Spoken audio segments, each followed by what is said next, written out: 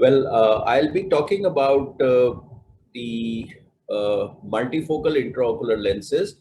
And since there are a lot of postgraduates who would be kind of listening to this, so I've tried to keep it at a slightly more basic level that is there.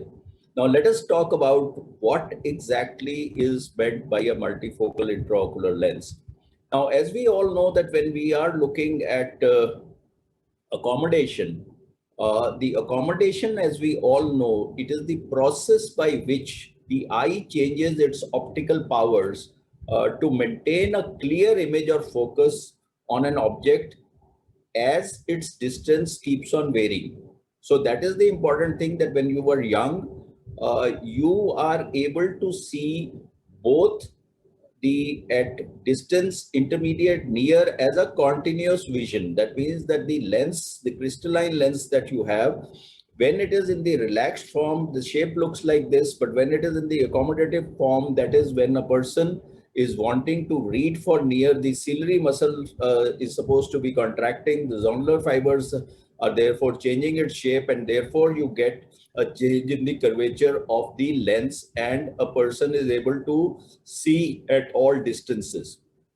Now, when you are looking at the cataract surgery, with the advent of the intraocular lens, we came across what is known as monofocal intraocular lenses, and these were lenses which had a fixed focal length.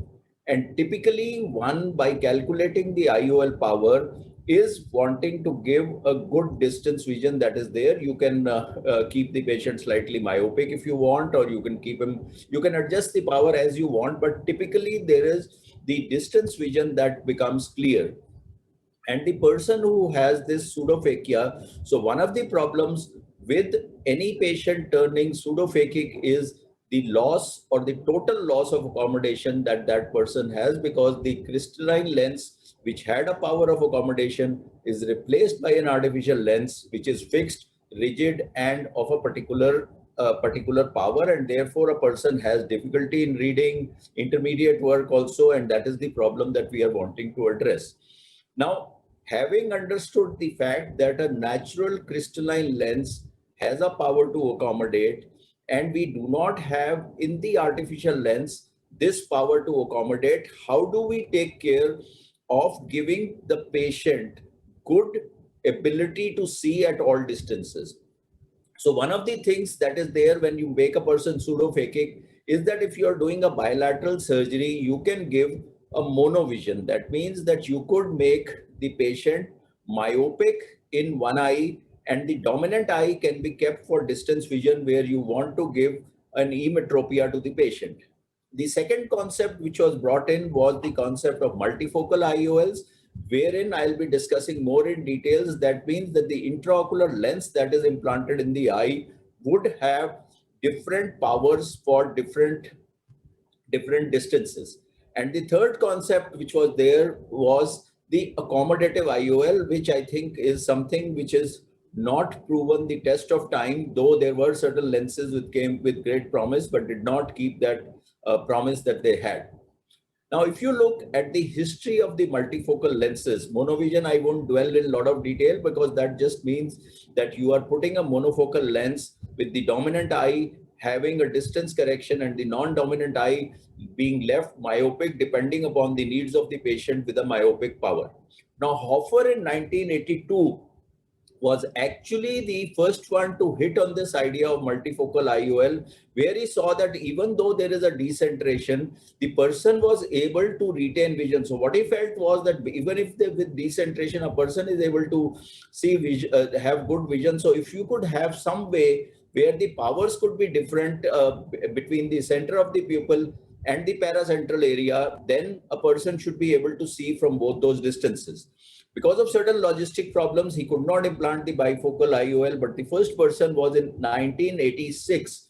And at that time, the bifocal IOLs or the bullseye style IOL were made of PMMA and were being done with the extracapsular cataract extraction, and that was by Dr. John Pierce. Now, let us discuss from there on the evolution. The multifocal IOLs have basically three different types. So I'll be discussing them. The first type is what is known as the refractive multifocal IOL. The second is what is called as a diffractive. These are principles of optics which I will discuss. And the third form is a combination of a diffractive and a refractive lens. Now, what are refractive multifocal intraocular lenses? These lenses are also called as the bullseye design lens. What it means is that the central part, there is a target, and their paracentral part has a separate target in the ring. That means a separate refractive power, and therefore you are able to see differently. A person is able to see with the two refractive powers being different. And these, when they started, were essentially two-zone lenses. That means that there was a central zone and a paracentral zone. And then came on what is concentric zones, which was the Annulus type or the bullseye lens, which is there. So this was among the first one. As you all know that when a person is seeing for near, there is, along with the attempt to accommodate, there is also a pupillary constriction. So a person would be using the central part for the near vision. That is how it came. And the paracentral part, where the power was different, was being used for distance vision. So this is how the lenses were created. But what was important is that the pupil needs to be having the mobility. That means that when it constricts or it dilates, and therefore a person is able to see for near and a distance. And the disadvantage was that when you are in bright sunlight, and if the central portion is only for the near vision and the pupil comes down to this size, then a person would not have good distance vision. That was the problem. So therefore the physicist and the optical bench people, they came out with the concept of the Annulus type or the bullseye lens, where the pupil constricts not only during the near task, but for distance visual acuity in bright tasks, bright light. That is what was supposed to be looked into. So therefore you had a distant dominant zone, which is going to take care for the bright light, but immediately paracentral to that would be a large near dominant zone. Okay, so when the pupil is even of a reasonable size, one would have the near vision also coming in. So when you are having a very, very bright light, the pupil becomes much smaller than what it becomes while you are reading. So they are using on this particular thing that when a person is reading, this portion also comes into play, and a person is able to see near, and the distance was then felt to be for the central portion was then felt to be for the distance vision that is there. So this was the kind of an Annulus design which was there. But what changed significantly the multifocal lens was, so the earlier one that I have discussed is the refractive intraocular lenses, and then came in the diffractive optics multifocal lenses. And what it does is that from the periphery right up to the center, you can see that these are these gradations which are there. And the diffractive optics is utilizing the principle of wavefront optics. That means that the waves coming from this area, the top of the hill and the bottom of the hill, form different phases and would come to two separate foci. And these would be pupil independent, because this starts from the center right up to the periphery. That means that the rays which are going in the center as also in the periphery are split into two parts, one coming to a focus which is the near focus, and the second coming to a focus which is a far focus. So you can see that the lines are coming from all over, going to the far focus as to the near focus. And there is about some loss of vision. So typically what they say is about 18 to 20% of the light is lost when you have this wavefront optics coming on from two different refractive powers which are there. And what they do is that half and half, that means 41% is in the focus. The phase for distance and near splits the light into two parts, and therefore what happens because of this optics is that whenever you are looking at a multifocal lens, what you are using the light for near or for distance is about half and half. So if you have a dim light condition or the contrast is low and the person has to read at that particular time, there would be some amount of difficulty and one would need some amount of brighter light. So that is the obvious thing, that when you are looking at multifocal lenses, because of the splitting of the light, the amount of light that is available at a particular given time for different distances is not 100%, but it is reduced. That is what causes the problems in a lot of patients. So this is something that needs to be addressed. And unfortunately, there is no quick answer for this particular problem. Now, let us just look at how the light focuses on one particular point. In a monofocal, that means 100% of the light is being used for one focus. In a diffractive lens, you can see light coming from all portions will come to a particular focus at one point and at another point. And if you see in refractive, you can see that there are different focuses which are there. And therefore, this, as you can see, that there is a lot of different focuses which are there. So the amount of dysphotophic phenomena that you have would be much more in refractive rather than in a diffractive, where there are two clear-cut foci which are there. And obviously there won't be any problem because this is a single point where there is a focus coming in a monofocal lens. So these are the problems that I have tried to explain on the basis of physics and on the basis of the optics that is there. So just to sum up, the difference between a refractive and a diffractive lens is that a refractive, the principle is that it has multiple refractive rings. Here in a diffractive, as I told you, there is interference rings or grid which splits the light into two parts and comes to two foci. The refractive, depending upon the annulus and the zones, would give you multiple foci, while the diffractive will give you two distinct foci. The important thing is that the diffractive, this is a positive for it, and that is that it is independent of the pupil, because as I told you, it starts from the center and goes on to the periphery with the same split that is happening. And as I told you, the distribution of the light can depend upon what the pupil size is, but in this case, it is about 50-50 to the two foci. The important thing when you are looking at bifocal diffractive lenses, there is a poor intermediate which is there, poor intermediate vision which is there.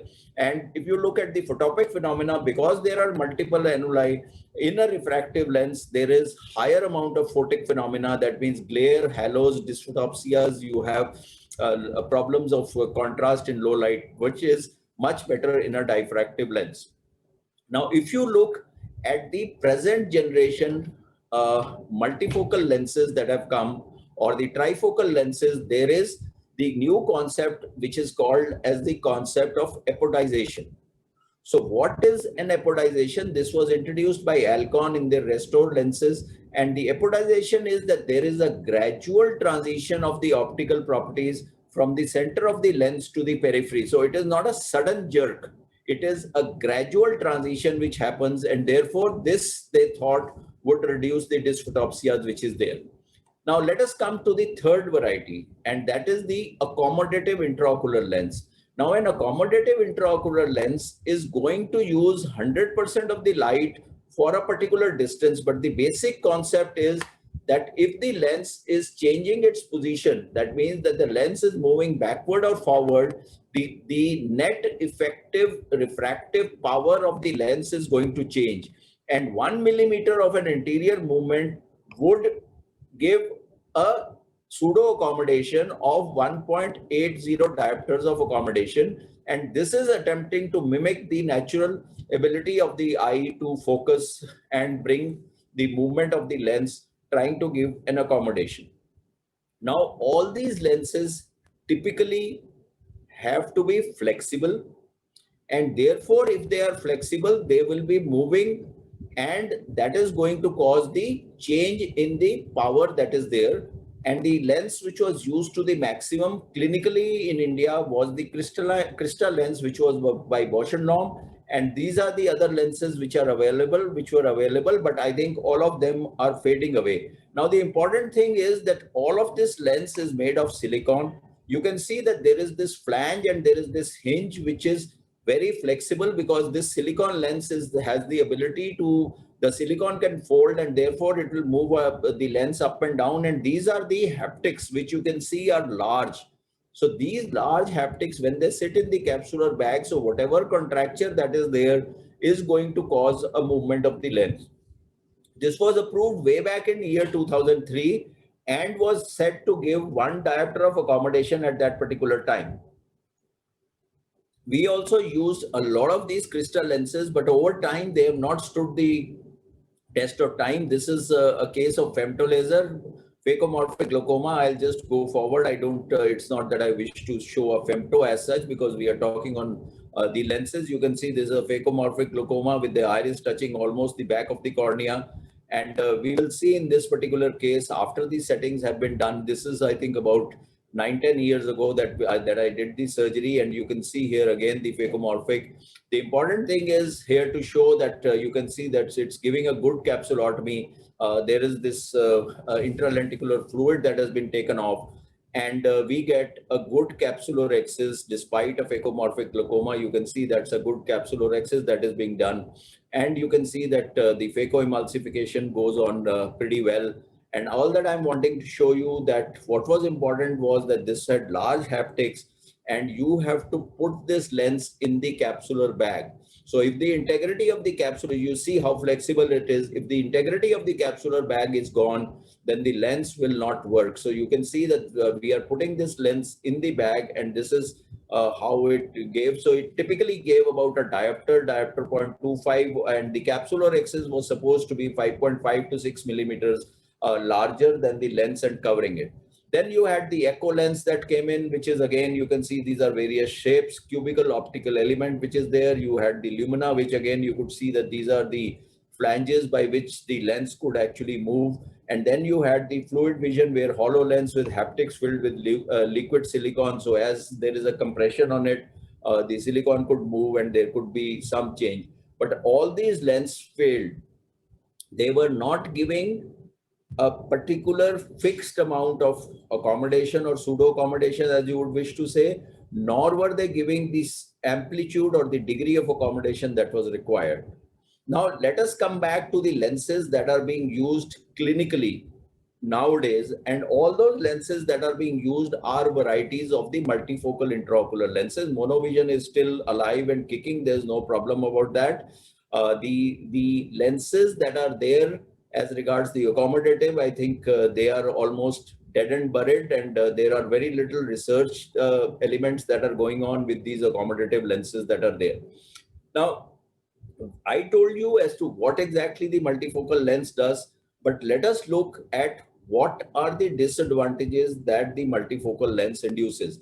The first thing is, as I told you, that there is a split in the light available for particular distances with the multifocal lens, and therefore the intensity of the light is reduced. And because the intensity is reduced, the contrast goes down, and that is a problem. Off-axis aberration, that means that if the lens is supposed to be centered, instead of this, it comes here, then there are going to be aberrations that are going to be produced. And the other important thing is that even though there is a good plasticity of the brain, the rings are there. So whenever you have a multifocality, there are rings and the brain perceives those rings. So typically the brain adapts because of the plasticity, gets used to it. But if a person kind of looks, then the rings are always present and the person can see these rings. And it is these rings which can cause this glare and halos, which I told you are the photic or the dysphotopic phenomena which are there. Now let us see as to what are the patients that one would wish to select for a multifocal intraocular lens. Suffice to say that the selection needed to be good, because we do not want to cause any harm to the patient. And at times people have had to explant the multifocal intraocular lenses because the patients could not get used to the dysphotopic phenomena which was there, or they could not get used to the multiple images that were there. So ideal is to have a bilateral implantation, because if the type of quality of vision that is coming from one eye, from a phakic eye, is different from the multifocal pseudophakic eye, so there could be some confusion in the brain. So typically what is said is that the implantations should be done quick to quick, back to back in quick succession, that is there. Now what is important is that there has to be a control of astigmatism. Astigmatism deteriorates or degrades the quality of the vision even in monofocal intraocular lenses. But when you are looking at the multifocal intraocular lenses, if there is a residual astigmatism, because already there is a compromise in the type of light that is available, the quantum of light and the low contrast vision is less onto you, and you compound it with a blur. So you are inducing more aberrations because of the residual astigmatism. The quality of the vision degrades very significantly. The other important thing is that the IOL power calculation has to be very good, and you should target emetropia or within 0.25. Maybe some lenses, they say it should be hyperopic. Some people say it should be minus 0.25, but you should target nearer to 0. The patient motivation should be great, and high hyperopes who want spectacle independence would be the best candidates for these type of intraocular lenses. Occupational night drivers or heavy night drivers, these are the patients who would be having a problem with the short-term glare or halos, and counseling of these patients to explain that the potential side effects are there, but they are easily tolerable, and the binocular summation between the two eyes and the brain would lessen with time and is very, very crucial. That is, has to be told. Now, as I told you that we don't want any significant amount of post-operative astigmatism, and we do not want any amount of ametropia that is there. So accurate biometry is something very, very important. Along with biometry, the need for a toric multifocal lens in case of high astigmatism or doing an LRI in a femto procedure are the other things to try to reduce the astigmatism. Again, you have to see whether it's a with the rule or against the rule astigmatism. Against the rule astigmatism needs more aggressive correction that is there. Also, the age of the patient needs to be seen, because over time there is a decay in the with the rule astigmatism in young patients. So you have to kind of take that into account. Now, IOL power calculation in extremes of axial length is something which is very, very important. Macular OCT, we do it as a routine, because in case there is ARMD, in case there is macular pathology, etc., then in those cases, the quality of vision is going to go down further and gets compounded as regards the problems of the patient. The corneal topography is required. What is now of important, whether you take the simulated posterior corneal astigmatism, the TK has to be taken by using an IOL Master 700, or you use the Barrett's formula. That is something very, very important. And dry eye is an important thing, and tear film quality, these need to be taken and corrected for the patient. Now, we are using primarily the optical biometry, and when you are looking at the IOL Master 700, this is the only optical biometer that will give you the TK very reliably. And this is the formulas that you tend to use, the Barrett, the Holiday, and the SRK2, and this is the calculation that you get on the IOL Master 700. You can see this is the TK, that is the total corneal astigmatism, which is taking care of the anterior and the posterior corneal astigmatism. So mind you, friends, if there is a requirement for a toric IOL, it is maximally required when you are putting in these premium trifocal or multifocal intraocular lenses that is to be used. Pre-operatively, you don't want corneal scarring to be there. You want a good mobile pupil. Monofocal implant in one eye is normally not the best way to go about by doing a trifocal or a multifocal in the other eye, and not having post-operative astigmatism, unstable capsular support, because the lens is going to decenter and it is going to cause a lot of aberrations where that is there. ARMD glaucoma with severe field loss are again contraindications for putting them. Now, when you are looking at these premium multifocal or trifocal lenses, what is very, very important is for you to understand these two terms. The first term is the angle alpha, and the second term is the angle kappa. Now, there are these 3 points which are shown. The simplest thing for you is to look at this, which is the pupil center, the one in the red. That means that what is the center of the pupil? But you all know that the center of the pupil will not correspond to the visual axis, nor would it correspond to the optical center which is there. Now, what is the optical center? The optical center is, if you look at the limbus, it is the central portion, and the optical center typically is where the center of the IOL will be placed, and it depends on the structure of the capsular bag. So the limbus measurement gives rise to the capsular bag measurement, and then you deduce as to what would be the optical center. So the angle alpha is the distance between the visual axis. So this is the visual axis. That means that if you're looking at distance and the light is going to the fovea, through what line is it passing? That is the visual axis. So the distance between the visual axis to the optical center of the cornea, that is known as the angle alpha. And when you look at the angle kappa, it is the distance between the visual axis and the pupillary center. What is taken as more important when you look at the eye trace to measure is that if the angle alpha means between the optical center and the visual axis, if that is more than decentration of more than 500 microns, then the patient is unsuitable for a multifocal or a trifocal lens. Though most of us do not have an eye trace, but an eye trace is one of the equipments that gives you this measurement and is good to reduce the chances of a person having a dysphotopic phenomena after the surgery.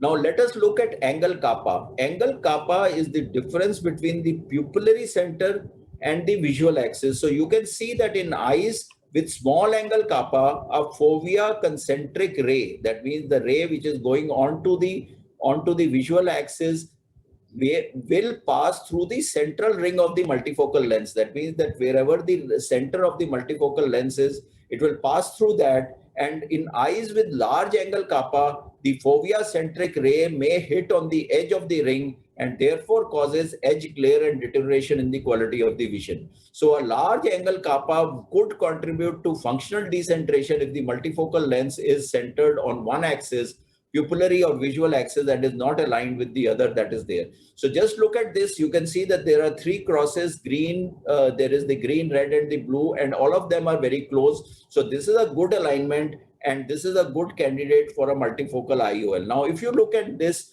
there is a big difference between the red and the blue and the green and the red, and the angle kappa as angle alpha as measured in this particular case is 0.72 millimeters. The angle kappa is 0.445. So this would not be a good patient for doing a multifocal intraocular lens.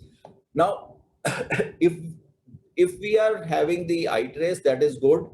The other thing that is available is called as the intraoperative wavefront aberrometry. That means when you have done the surgery, you are putting a lens in the eye. The intraoperative wavefront aberrometry provides real-time refractive information to increase the precision and accuracy of the IOL selection and positioning in a toric lens. Again, re-emphasizing a toric component in a multifocal lens is very, very important. Now, intraoperative aberrometry has the ability to measure the refractive power of the eye in different meridians and is uniquely suited for toric intraocular lenses. And these devices are able to combine the anterior corneal power, the posterior corneal power, and the toricity of the IOL within the capsular bag. That means when it is in the and improving the accuracy of the IOL selection. So you can see this.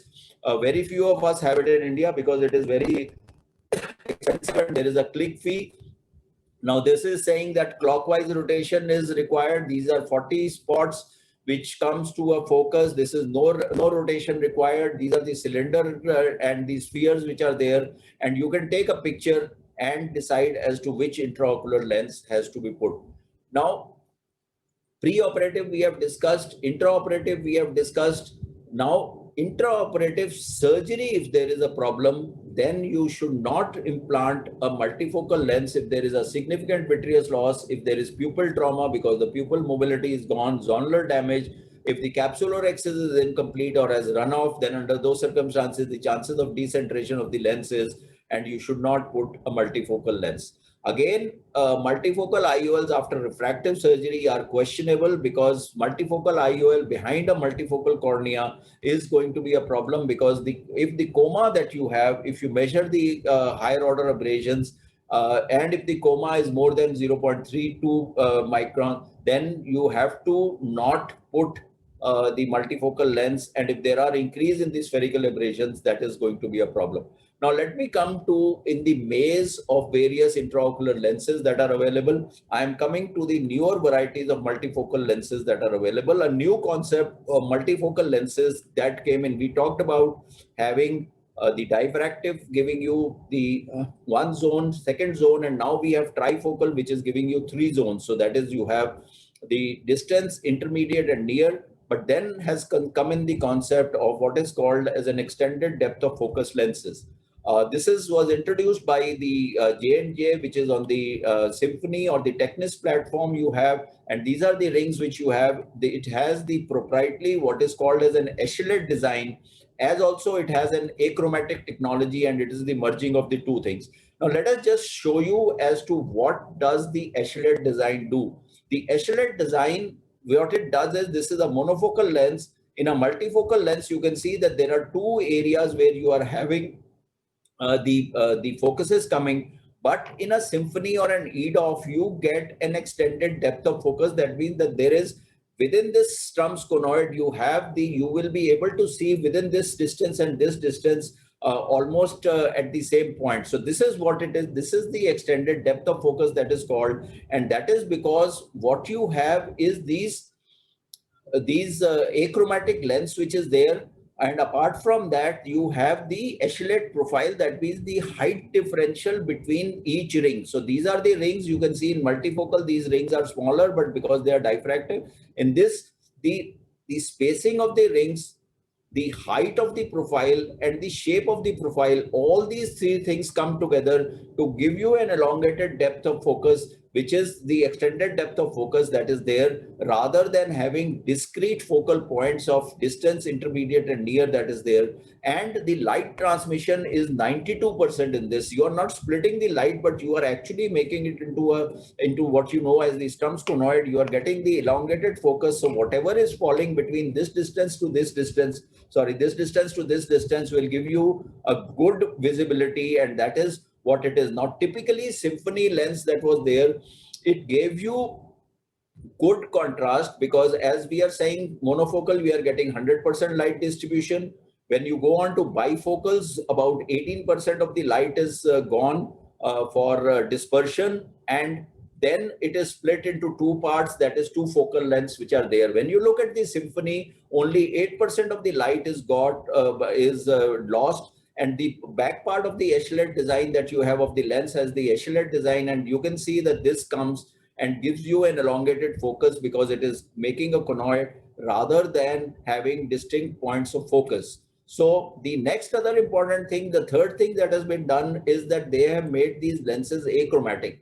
We all know that earlier the lenses from the positive spherical aberration became neutral or zeros, or they went on to the negative spherical aberration to reduce the amount of spherical aberration. But now people have thought, they have also brought in the achromatic technology, and that is something very good that has happened.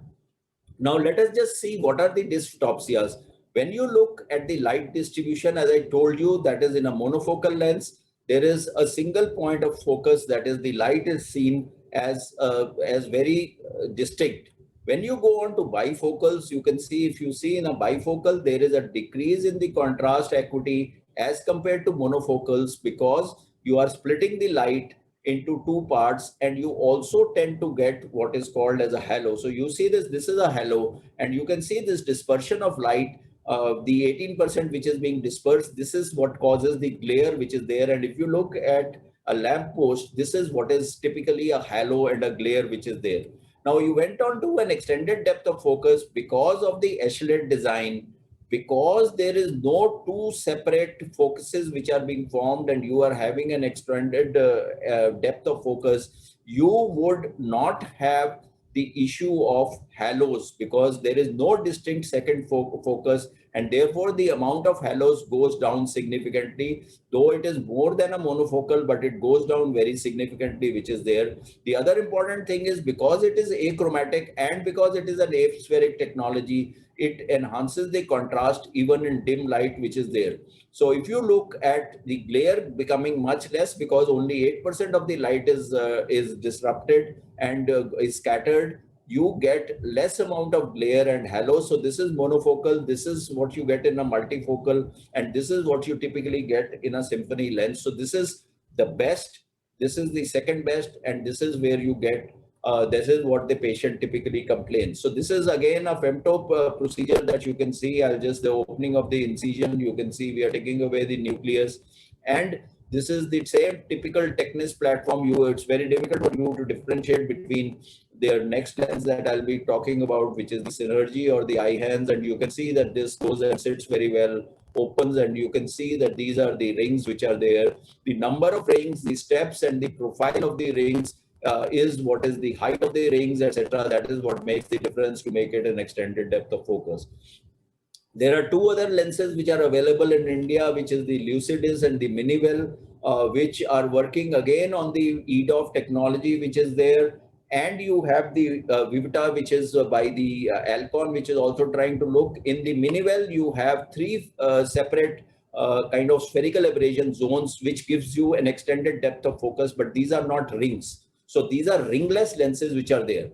Now, another new concept which has come in my particular practice, almost this has become my first choice versus a monofocal lens, because what it does, like it does in the Minivel lens, there is a central portion which is there, which gives you good intermediate vision, which is called as the eye-hands lens. So let us look at the eye-hands lens.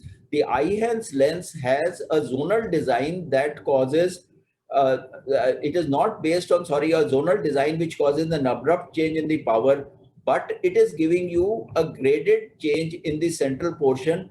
The spherical aberration, it is a spherical aberration based design, and that is what you get, that there is some amount of pseudo accommodation, or a person is able to see the intermediate. So this is what a person gets in case, because of the induced spheric. You can see that this is the difference. This is a single piece lens which is almost the same power throughout, but in this, the central 3 millimeters is giving you a slightly higher power without any abrupt zones, and therefore you are getting an intermediate range of vision in these particular lenses.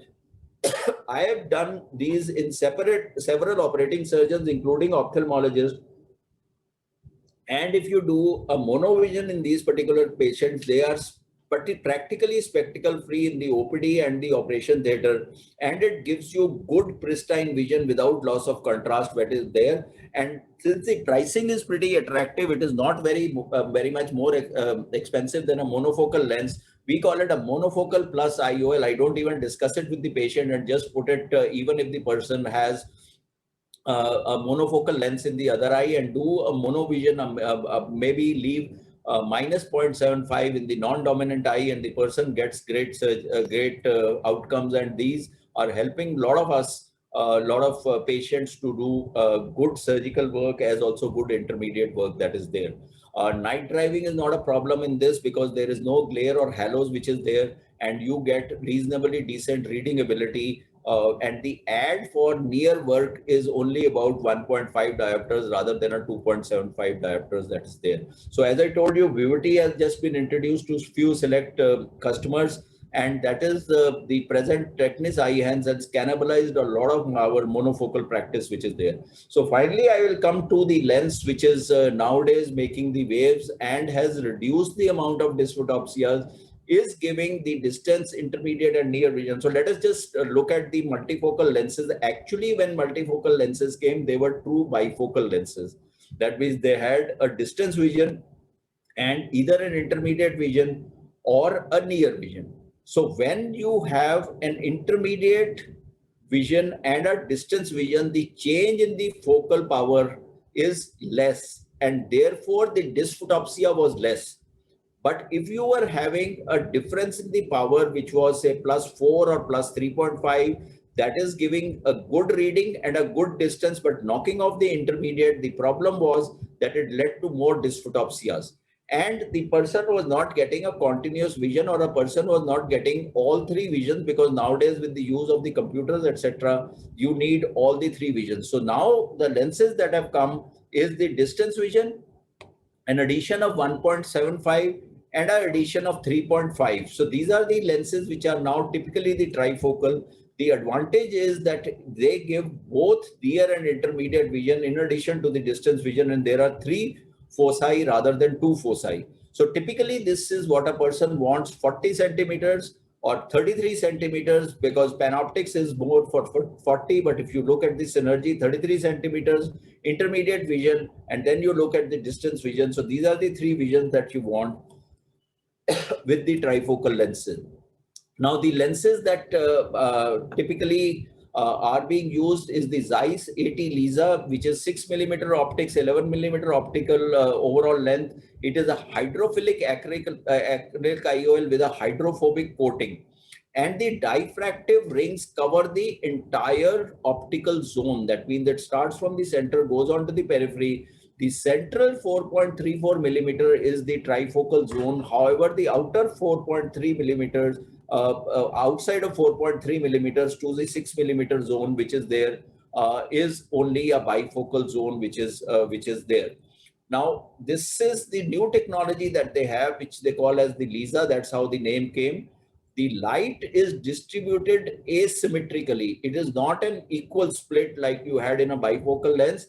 The distance takes the majority of the share, which is 50%, 30% is for near, and 20% is for intermediate. So 50% for distance, 30% for near, and 20% which is for intermediate. It is independent of pupil size because of the diffractive refractive microstructure. But what is important is the smooth microphase or the SMP technology, which is blunting the edges of the rings which are there.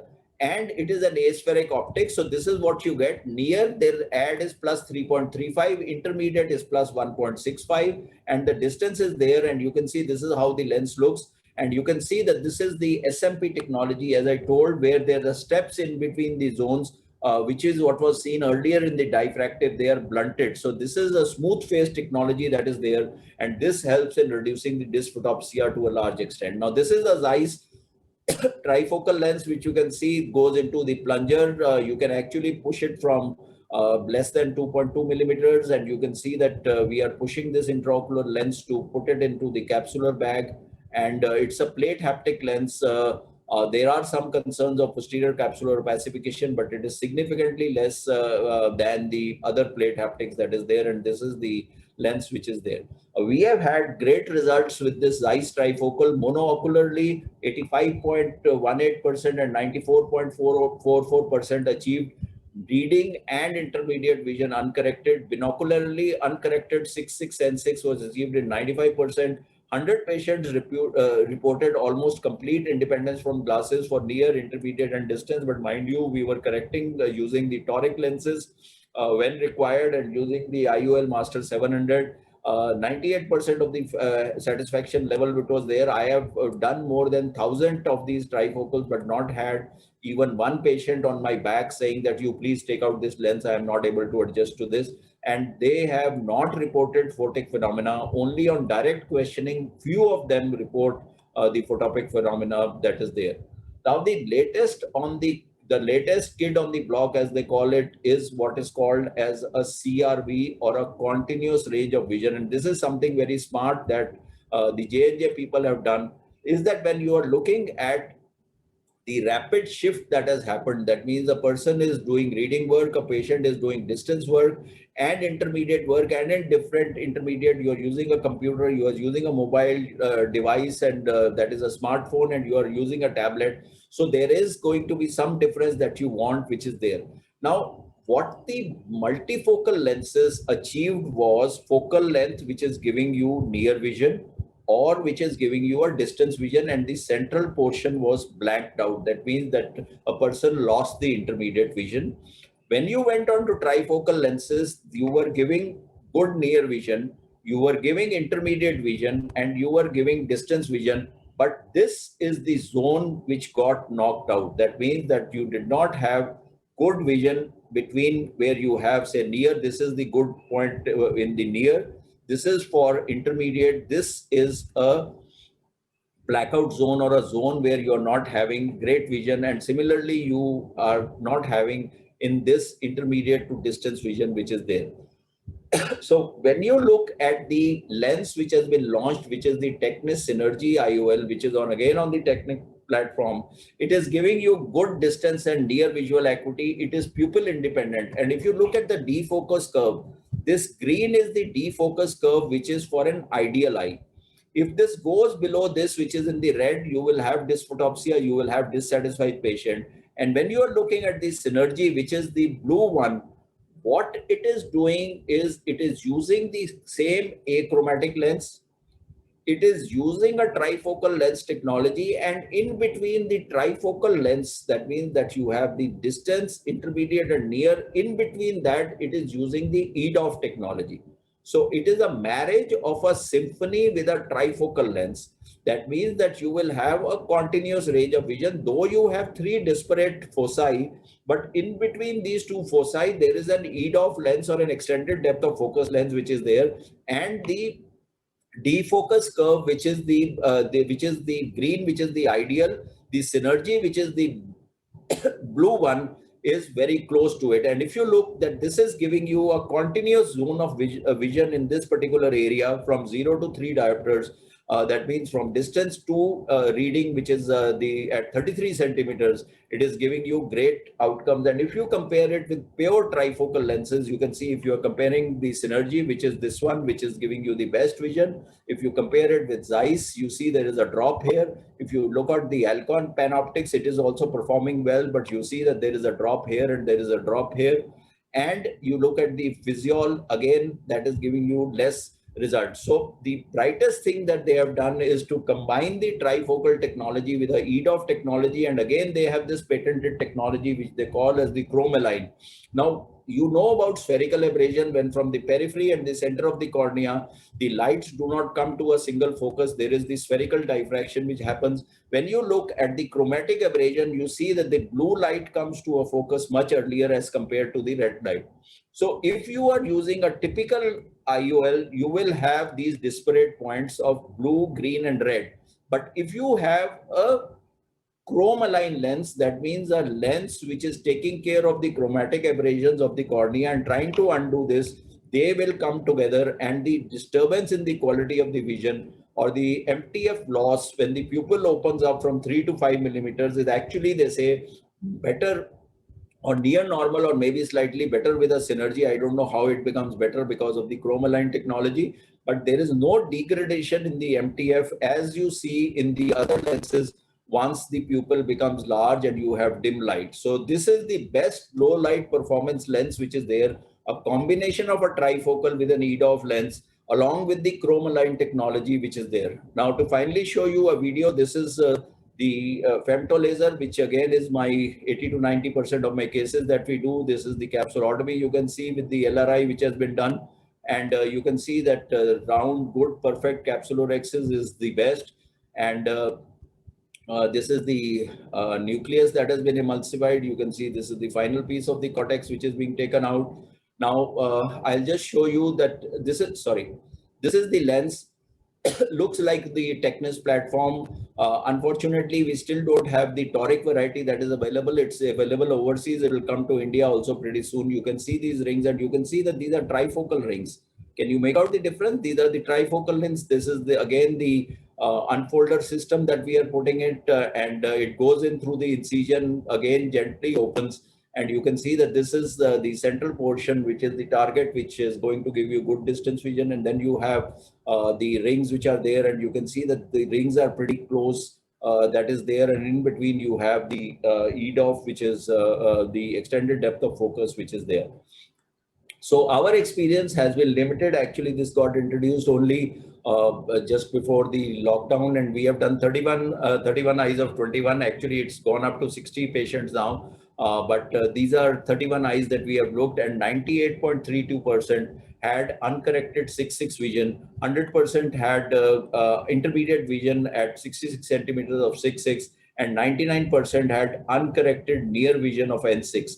This is a fantastic lens for near vision, much better than, and at 33 centimeters and not at 40 centimeters. And none of them are complaining of glare and dysphotopsia, even in low light conditions, which is there. So these are the couple of lenses that are available. If you ask from me, my personal profile for monofocal lenses, I have switched on to the eye-hands lens significantly, which I call it a monofocal plus with monovision gives you great working without any distortions, dysphotopsia, or low light problems. If you have to go in for a trifocal lens, a trifocal toric astigmatism, the lens of preference, I would say, is a continuous range of vision lens that I am using, and the results have been pretty good. Even today, we are not 100% confident that none of the patients will have dysphotopic phenomena, but the confidence level has increased significantly ever since we have got these trifocal lenses, whether with the smooth face technology or with the apodization, or now the continuous range of vision. The dysphotopic phenomena have been taken care of to a large extent, and the patients are getting distance, intermediate, and near vision in with very good outcomes.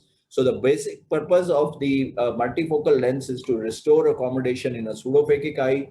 Independence from glasses comes at a cost of unwanted, some disturbing photopic phenomena, and as I told you that they have become much less. I have not removed till date any trifocal lens of any company from a patient's eye because the patients have not been very uncomfortable at all. With advancement in IOL technology, advantages of the newer multifocal lens far outweigh the pullbacks. The only thing is that the cost is high and it is deterrent for the patient at times. But the near future promises that we may get post-operative adjustable lenses. They are available today in the monofocal variety, which is the LAL, that is the light ablative lenses, which you can do the fixing of any residual power which is there nowadays.